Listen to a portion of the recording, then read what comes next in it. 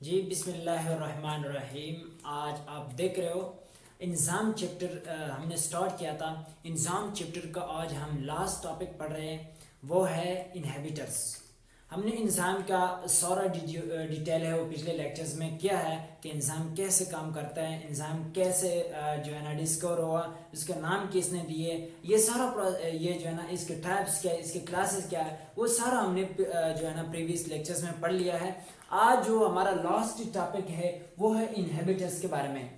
अब लफ्ज़ मीनिंग या अगर इसके इनहेबिटर की मीनिंग देखें तो इसके अगर देखा जाए तो एक स्टॉप, डिस्टर्ब या ऑब्स्टिकल, मतलब कोई काम है, कोई बंदा कोई प्रॉपर काम कर रहा है तो उसके सामने कोई चीज़ अड़क जाती है, कोई चीज़ सामने आ जाती है, उसके प्रॉपर काम को डिस्टर्ब करता है, तो उनको उसको जो है ना हम इनहेबिटर कहेंगे। तो अभी इधर है जो इंजाइम्स के सामने कोई ऑब्स्टिकल बन जाता है या कोई उसके प्रॉपर फंक्शन को डिस्टर्ब करता है या उसके काम को स्टॉप कर देता है, उसको हम इसको है ना इनहेबिटर कहेंगे और इंजाइम इनहेबिटर। तो अब इसका अगर सिंपल डिफाइन भी देखें तो डिफाइन उन्होंने यही बात की है कि they are substances that inhibit, stop या disturb the activity of enzyme. किसकी एक्टिविटी को? एंजाइम की एक्टिविटी को जो डिस्टर्ब करता है उसके इनहिबिटर्स हम कहेंगे। वो सब्सटेंसेस जो एंजाइम के प्रॉपर फंक्शन कर रहा था, एक एंजाइम प्रॉपर तरीके से कोई काम कर रहा था लेकिन जो है ना इनहिबिटर आके उसके काम को डिस्टर्ब किया।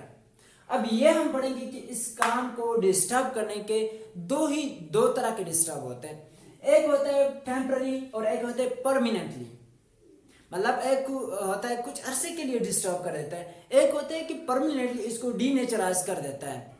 इसके बेस पे परमानेंट और टेम्पररी के बेस पे जो है ना इनहेबिटर्स को या इनहिबिशन को टू टाइप्स में डिवाइड किया गया है। टू टाइप्स में डिवाइड किया गया है। तो पहले जो है इनहिबिटर्स का हमने पढ़ लिया कि ये वो सब्सटेंसेस होते हैं जो स्टॉप, डिस्टर्ब या inhibit the activity of enzyme. और इसके बाद फिर हमने ये पढ़ा कि they are less effective when substrate and enzyme are in higher amount. जब सबस्ट्रेट और एंजाइम ज्यादा मिकदार में होंगे और ये कम मिकदार में होंगे तो एंजाइम और सबस्ट्रेट उस पर डोमिनेंट आकर वो जो इनहिबिटर्स होंगे वो प्रॉपर काम नहीं कर सकेंगे। ये हो गया इसके एक्स्ट्रा पॉइंट। तो ये तो ना अगर देखा जाए तो केवीके बुक में तो इसके मैकेनिज्म लिखा हुआ है, लेकिन पंजाब बुक में इसके मैकेनिज्म नहीं लिखा हुआ है, फेडरल में भी ऐसा ही है। तो इसके बारे में अगर देखें तो इसके टू टाइप्स हमने पढ़ने के इनहेबिटर्स जो होते हैं उसको टू टाइप्स परमानेंटली और टेम्पररी के बेस पे जो दिए गए हैं वो कौन से हैं? एक होता है इरिवर्सिबल और एक होता है रिवर्सिबल। नाम से ही पता चल जाएगा कि इरिवर्सिबल कौन से होते हैं और रिवर्सिबल कौन से होंगे। तो इरिवर्सिबल वो इनहिबिशन, वो इनहिबिटर्स होते हैं, they completely denature the globular shape of enzyme and enzyme is unable to react, enzyme is unable to do any more further reaction। कि ये क्या करता है, ये एंजाइम को कंप्लीटली डीनेचराइज कर देता है। कंप्लीटली एक एंजाइम को डीनेचराइज कर देता है, उसके शेप को या उसके एक्टिव साइड को या उसके बाइंडिंग साइड को या उसके एलेस्टेरिक साइड को कंप्लीटली डीनेचराइज कर देता है। और वो एंजाइम जो है ना मजीद काम के लायक नहीं रहता, मतलब मजीद वो एंजाइम है ना दोबारा एक्टिव नहीं हो सकता कि वो दोबारा काम कर सके, इसलिए कि इसने परमानेंटली इसको डीनेचराइज कर दिया। अब इसके एग्जांपल्स में इस नाम से ही पता तो चल गया होगा कि इरिवर्सिबल है, तो ये दोबारा वापस नहीं आ सकता क्योंकि इसने एक बार एंजाइम के एक्टिव साइड को डिस्टर्ब किया, तबाह किया, डिस्ट्रॉय कर दिया। तो ये दोबारा अच्छा है ना पॉइजन जो जहर वगैरह होता है उसमें क्या होता है, साइनाइड होता है, या हैवी मेटल्स हमारे पास प्लम्बम है या मरकरी है इस तरह की, या जिंक होता है ना वो खा लेते हैं, या इंसेक्टिसाइड्स होते हैं। आपने देखा होगा अमूमन जब स्प्रे कर लेते हैं बागों वगैरह में या फसल पे स्प्रे कर लेते हैं तो वहां पे कोई जानवर कुछ होता है उसका पानी पी लेता है जो ऊपर स्प्रे किया होता है तो वो कैसा हो जाता है। तो इससे पता चलता है कि ये जो हमारे पास पॉइजन्स होता है या हैवी मेटल्स होते हैं या इंसेक्टिसाइड्स होते हैं, ये क्या होता है, इरिवर्सिबल। ये क्या होता है, इरिवर्सिबल इनहिबिटर्स, या ये जो होता है इरिवर्सिबल इनहिबिशन करते हैं कि मतलब एक बार ही उसने एंजाइम को डिस्टर्ब कर दिया, एंजाइम के एक्टिव साइट के साथ बाइंड बना लिया, एंजाइम के एक्टिव साइट को उसने डिस्टर्ब कर दिया या एलोस्टेरिक साइट को उसने डिस्टर्ब किया, तो दोबारा ये रिवर्सिबल नहीं हो सकता। जिस तरह ये साइनाइड एज अ ड्रग भी यूज करते हैं, जिस तरह मर्करी का पता है कि बहुत ज्यादा ब्रॉड यूजेस है, थर्मोमीटर वगैरह में यूज करते हैं। इंसेक्टिसाइड्स आपको पता है कि इंसेक्ट्स को मारने के लिए यूज करते हैं। लेकिन ये है ना, अगर इंसान या कोई जानवर इसको खा लेता है, ये देखो ना, इंसेक्टिसाइड है तो इंसेक्ट जैसे उसको खा लेते हैं तो वो जो है ना मर जाते हैं। तो इस तरह ये बाकी भी ऐसे है कि जब इंसान इसको खा जाता है या कोई जानवर इसको खा लेता है तो वो दोबारा पे उसके एलोस्टेरिक साइट एक्टिव साइट्स को डीनेचराइज कर देता है और दोबारा जो है ना वो एंजाइम काम के काबिल नहीं रहता। ये हो गया इरिवर्सिबल।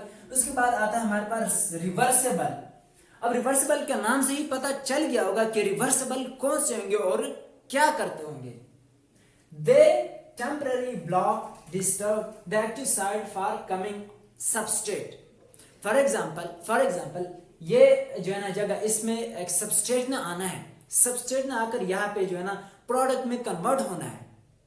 अब होता क्या है कि ये जो रिवर्सिबल इनहिबिटर्स होते हैं, रिवर्सिबल इनहिबिशन होता है, इसमें यह होता है कि जो है ना जो इनहिबिटर होता है उसका शेप, उसका स्ट्रक्चर इसके एक्टिव साइट या सबस्ट्रेट के शेप के लायक होता है। उसके शेप क्या होता है, तो एक्टिव साइट को ये लगता है कि ये शायद सबस्ट्रेट है, उस पे उसके साथ बाइंड बना देता है। लेकिन जो एंजाइम उस जो इनहिबिटर को प्रोडक्ट में कन्वर्ट नहीं कर पाता या उसको कन्वर्ट नहीं कर सकता, फिर वो क्या करता है कि रिवर्सिबल वो कुछ अरसे तक उसको स्टॉप कर देता है, उसके रिएक्शन को या उसके जो उसने प्रोसेस करना होता है उसको जो है ना कुछ अरसे के लिए स्टॉप कर देता है। मतलब they temporary block disturb the active site for coming substrate. जिस सबस्ट्रेट ने आना होता है उसको है ना कुछ अरसे के लिए, कुछ टाइम के लिए उसको डिस्टर्ब करता है, उसको स्टॉप कर, उसके रिएक्शन को स्टॉप करे। लेकिन ये नहीं कि कंप्लीटली डीनेचराइज करेगा, मतलब वो कुछ अरसे के लिए करेगा। तो इसके जो है ना रिवर्सिबल के भी आगे दो टाइप्स है, रिवर्सिबल के भी आगे दो टाइप्स है कि एक है कॉम्पिटिटिव, एक है नॉन कॉम्पिटिटिव। अब जाहिर बात है आपको पता होगा कि जो दुश्मन होता है, एक कॉम्पिटिटिव होता है जो फेस टू फेस आता है, उसके तो इतना डर नहीं होता। एक होता है नॉन कॉम्पिटिटिव, अब जो जिसका पता भी नहीं चलता कि कहां से किस टाइम कैसे वार करेगा, तो वो ज्यादा खतरनाक होगा, जाहिर बात है। अब है ना रिवर्सिबल के भी मतलब आगे दो टाइप्स है। ये रिवर्सिबल का two types of inhibition. First क्या होता है, कॉम्पिटिटिव इनहिबिशन। उसका होता क्या है कि ये जो होता है इसमें सिमिलर स्ट्रक्चर लाइक सबस्ट्रेट, बिल्कुल सेम टू सेम स्ट्रक्चर होगा उसका। जो कॉम्पिटिटिव होगा उसका सिमिलर स्ट्रक्चर होगा, किसकी, सबस्ट्रेट की तरह ये जो इनहिबिटर होगा इसका शेप उसी की तरह होगा। तो वो क्या करेगा, एक्टिव साइट में बाइंड बना देगा, उसके बाइंडिंग साइट पे बाइंड हो जाएगा और जो है ना फिर एंजाइम तो उसको आगे प्रॉपर जो है ना उसको प्रोडक्ट में कन्वर्ट नहीं कर सकता। तो फिर जो है ना वो एक्टिव साइट को जो है ना कुछ अरसे के लिए ब्लॉक कर देगा, उसके एग्जांपल में ना सल्फोनामाइड्स आते हैं। सल्फोनामाइड वो ये क्या होता है, ये एंटी बैक्टीरियल ड्रग्स की तरह होते हैं। एंजाइम जो है ना इसको एंटी बैक्टीरियल ड्रग के तौर पे ले लेता है, लेकिन जो है ना उसके स्ट्रक्चर वगैरह सेम होता है, लेकिन जो है ना उसमें कुछ एटम्स वगैरह की जो है ना कमी या ज्यादती की वजह से, मतलब शेप से अगर वो सेम है तो अंदरूनी वो है मॉलिक्यूलर वो सेम नहीं होता। तो वो जो है ना उसको फिर एंजाइम को कुछ अरसे तक स्टॉप कर देता है। फिर हम फॉर एग्जांपल कोई टेबलेट्स वगैरह या कोई सिर्फ सस्पेंशन ले लेते हैं और फिर इसके जो है ना इसको खत्म कर देते हैं और फिर एक्टिव साइट काम करने लग जाता है। मतलब ये है क्या, टेम्पररी है, नॉट परमानेंटली। और जो है ना दूसरा नॉन कॉम्पिटिटिव इनहिबिशन क्या होता है, नॉन कॉम्पिटिटिव ये जो है ना कॉम्पिटिटिव ये आता है एक्टिव साइट पे, फेस टू फेस आता है। ये जो नॉन कॉम्पिटिटिव होता है ये बैक साइड पे पीछे से वार करता है, पीछे से अब वार करता है कि जो हमारा एक्टिव एलोस्टेरिक साइट होता है ये हमारे पास क्या है, एलोस्टेरिक साइट है। अब ये आएगा इधर, यहां पे किसी भी जगह वो क्या कर लेगा, यहाँ पे किसी भी जगह वो फाइट कर लेगा, किसी जगह पे वो इसको डीनेचराइज कर देगा, किसी भी जगह पे ये अमल कर लेगा, रिएक्शन कर लेगा और इसको जो है ना खराब कर देगा किसी भी इसमें से। अब एक्टिव साइट में आकर इधर बाइंड जो कॉम्पिटिटिव इनहिबिशन, वो इधर आकर ये जो एक्टिव साइट था यहाँ पे उसने अमल किया था, यहाँ पे वो बाइंड हो गया था, लेकिन जो नॉन कॉम्पिटिटिव होगा वो पीछे से वार करेगा, इसके ग्लोबुलर शेप को जो है ना कन्वर्ट करेगा, इसके ग्लोबुलर शेप को डीनेचराइज कर देगा। लेकिन ये नहीं कि वो परमानेंटली करेगा, but it will do for a temporary, for a short time, कुछ अरसे के लिए कर लेगा। उसके बाद जो है ना फॉर एग्जाम्पल हम कोई टेबलेट्स वगैरह या कैप्सूल या कोई सस्पेंशन ले लेते हैं और फिर जो है ना इसके खत्म कर देते हैं इसको जो है ना। अच्छा, अब इसके अगर देखें तो और आल ये पता चल जाता है कि जो है ना एंजाइम नेचराइज डीनेचराइज। अब कुछ चीज़ें हम खा लेते, कभी कभी हमें होता अजीब से फील होता है कि हमारा डाइजेशन वो है ना जैसा कि स्टॉप हो जाता है, या कुछ और भी इस तरह के कभी कभी होता है ना, उल्टे वगैरह आते हैं ना, तो इस तरह के कुछ अलामात होते हैं, या जो है ना हमारे एंजाइम प्रॉपर काम नहीं कर पाता।